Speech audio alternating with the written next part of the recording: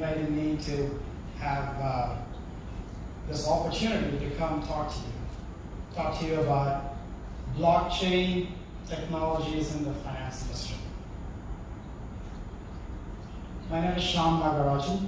I am a director at IBM Blockchain Division, and I have the opportunity and the privilege to work with some of the top financial institutions around the world and help set up these blockchain networks in the last 3.5 years. I have deep experience in business transformation for financial services organizations. In the last 20 years, I've had experience working with startups and as well as large financial organizations and cross-industry in the area of business process improvement. So today, I'm going to take you through a journey of the impact of this technology in the finance world in the last 3 years to where we are right now, and then give you a vision of where the future and the vision looks like. So we today are in a new era. We have entered a new era where shared truth is the new reality, which means we do business of buying and selling. That's every corporate, every institution's basic fundamental precipice for being alive. This buying and selling is very dependent on the transactional information that is shared across entities with your suppliers, with your manufacturers, with your dealers, with your retailers. There is a way to have a common view which can totally change the way we do business. The bridge between trust and a business to thrive is data. And data today is locked up in enterprise systems within organizations, and then this data is free and actually shared with the world. You get into the agenda of disruption.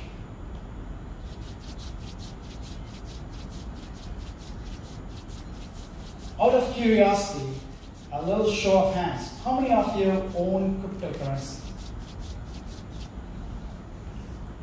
Couple in the front. Bitcoin, Ethereum, Litecoin, Lumens. Don't be shy, it's okay. Korea is one of the most progressive in the cryptocurrency area, so I know it's gotten a little bit of a bad rep in the last year or so, but that's where blockchain started. But cryptocurrency is not what we are talking about when we say blockchain. Blockchain for business is about enterprise application of this technology. And the big difference between these two worlds is cryptocurrencies based on incentives and values generated within the network, primarily anonymous networks, public chains, use algorithms for proof of work, which is usually mining. Here, when I'm talking about applying blockchain for business, we're talking about assets. Assets can be, I have a car, I have a home, I have a mortgage, I have gold sitting in the vault. Those kind of assets, real world assets. Identity. Blockchain for business is important because when I, as a business, do buy or sell from you, I want to know who you are. I want to know that identity. And then the last one is about endorsement, which truly exists in today's world. Transactions are done with witnesses in the room. Those could be lawyers, those could be notaries, those could be third-party people sitting and witnessing the transaction. That is blockchain for business. Financial world is, you heard from my colleagues, from ZS Blockchain about financial services being ahead in terms of adopting this technology. There is proof in the market. There's a number of production live blockchain networks. There's more going into production this year. Last year was the year of production, I would say. Today, this year, 2019, is the year of scaling, growth, network effects. We have, and I'll talk about this in just a bit, we have spent maybe about 600 to 700 client engagements understanding the impact of this particular technology to financial institutions.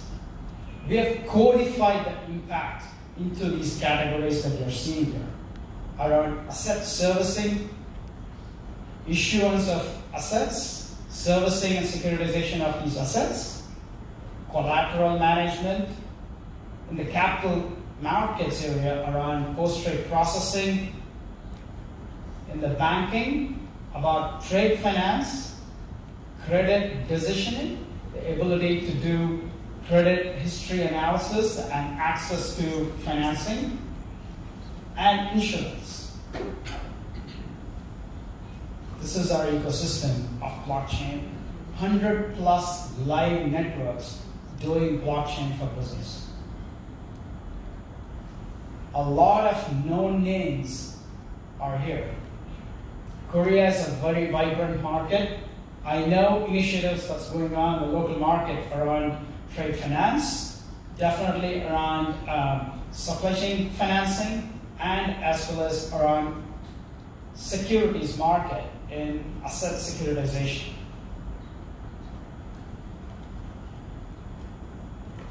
IBM has invested heavily in this area.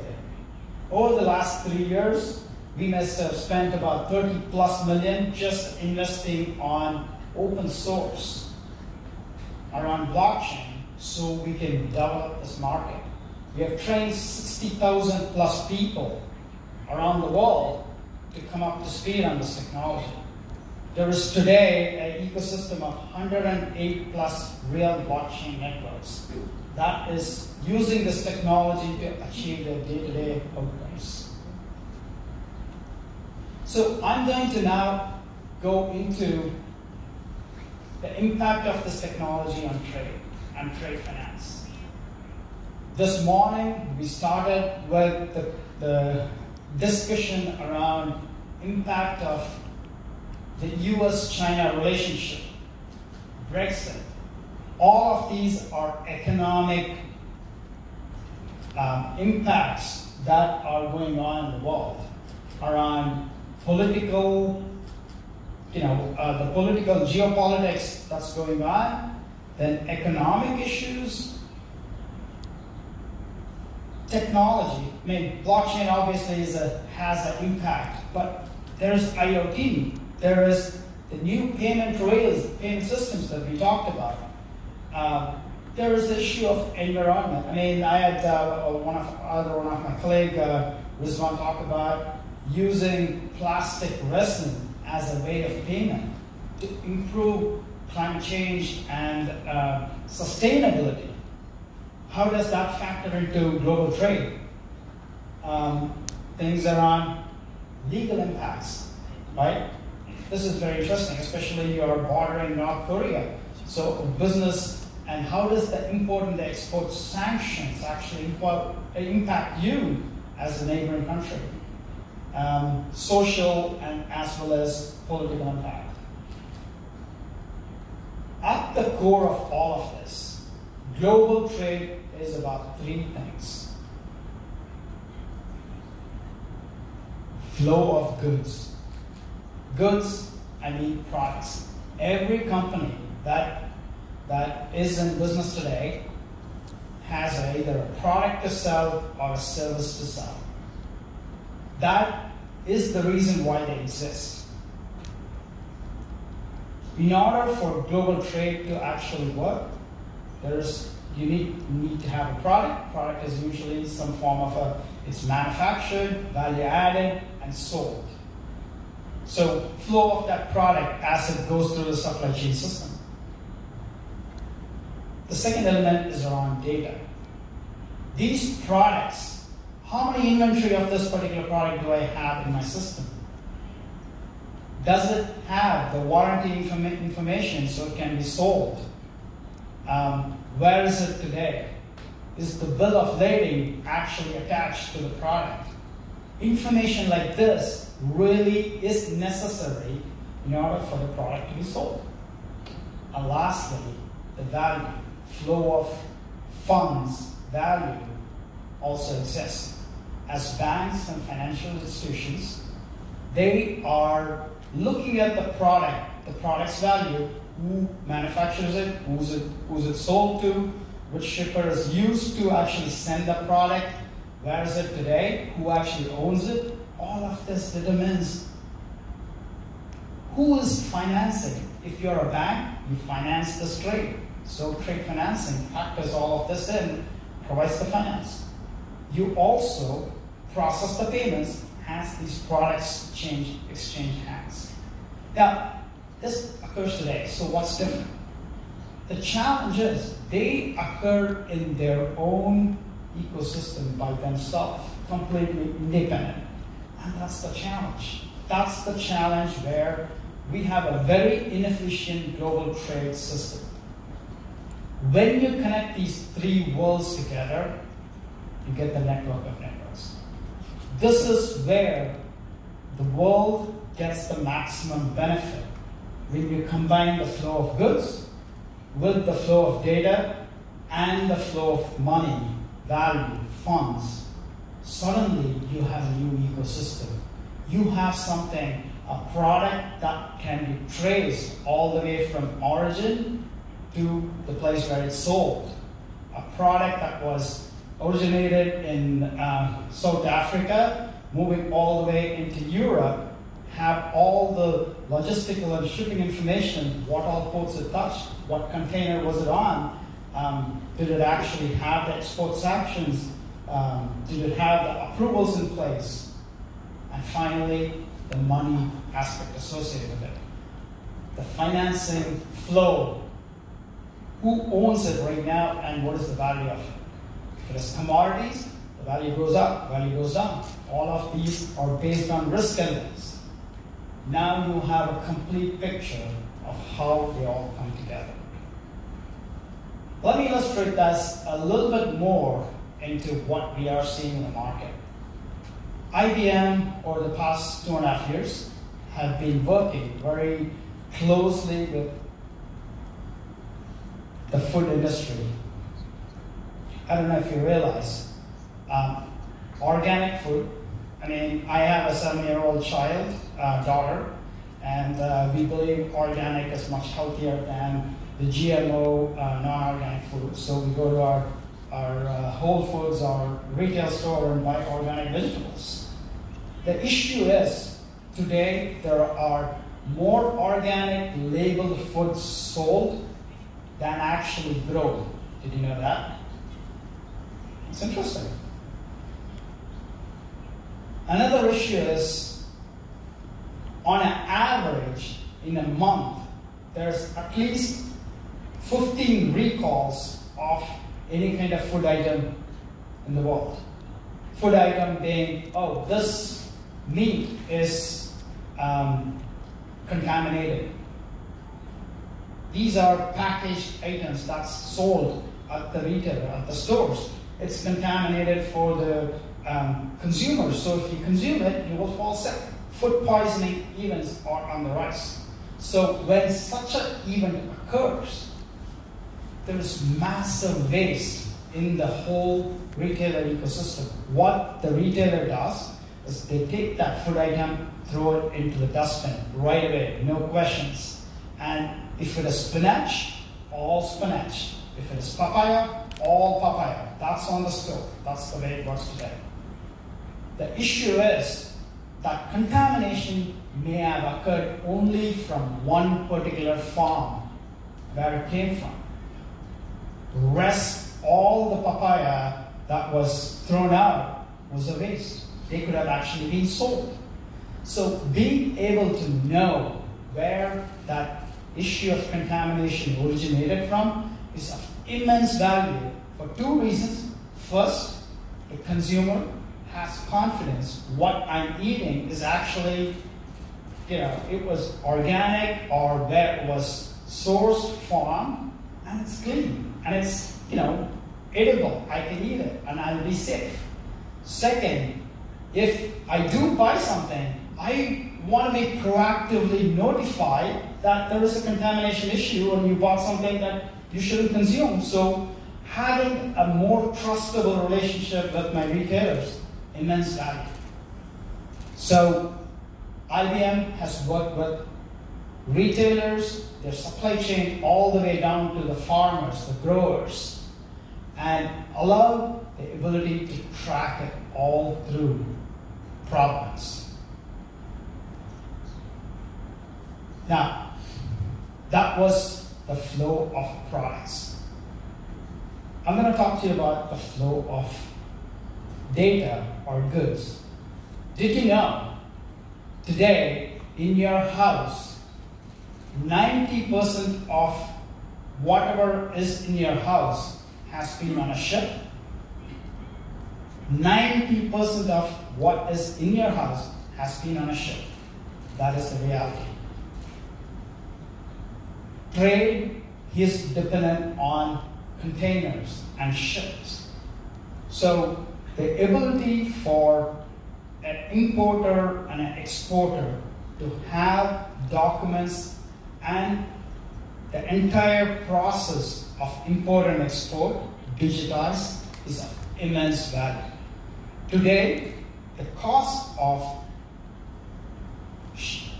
actual physical shipping is equivalent to the cost of actual sending the documents from the place of origin to the place of origination or destination. It's interesting, right? For import, for a seller to send from a place of origin to the buyer, they have to go through a number of steps. It has to go to a inspection place, it has to be accepted, then freight forwarded, loaded onto a ship, or maybe even there's inland transport that's involved, so a truck to a ship, and ship actually docks at several ports, so there may be exchange involved of export-import documents, approvals. Eventually, when it goes to the location where it's supposed to go, there's still, again, export-import documentation that has to occur, acceptance, all the way to the buyer accepting the goods, that it's in non-damaged condition, that it's okay to actually release the payment. All of this is dependent on the information that's in these documents. And today, all of these are on paper, actual paper. Digitizing this has huge impact on our day-to-day lives. And that is done on blockchain. Can you place the... Thank you. Being outside in the Nordics is a way of life. It gives you perspective on what you do at work. That is when you get some of your best ideas. We see more and more SMEs getting involved in cross-border trading. There are some very typical common challenges that they face. And I would say the biggest one is related to trust. So can I trust my overseas trading partner that I may never have met before? So for a small company, it can be like a jungle almost.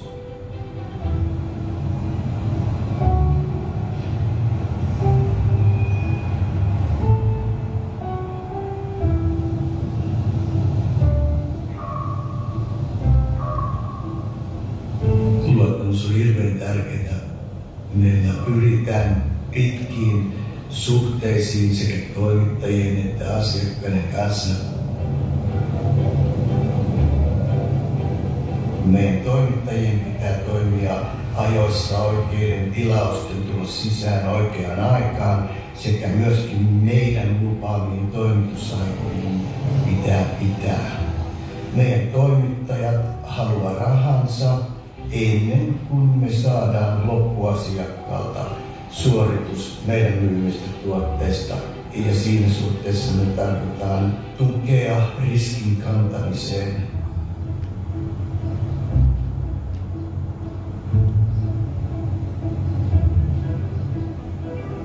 Most of Fogok's trading partners are part of the WeTrade platform because their banks are part of the platform. Sehän on yksi tärkeä asia koko kaupankäyntiä, että vastapuolen riskit pystytään eliminoimaan ja että luottamus kumppanien välillä on olemassa. WeTraden käyttö oli yllättävän helppoa. Mun ei tarvinnut blockchainista tietää yhtään mitään. Viime aikoina me on alettu tutkimaan, että pystymmekö hyödyntämään WeTradea meidän pienien edustajien kanssa Etelä-Amerikassa. WeTrade is not only about providing trade finance, it's something much bigger than that. It's actually about enabling trade. IBM has clearly been a really important part of this collaboration, bringing the technology and the knowledge that they have when it comes to cross-border trade. As we bring this out to more banks and more partners, we can foresee transportation companies, the customs authorities, connecting all of these with our customers. We're creating an ecosystem of trust for global trade.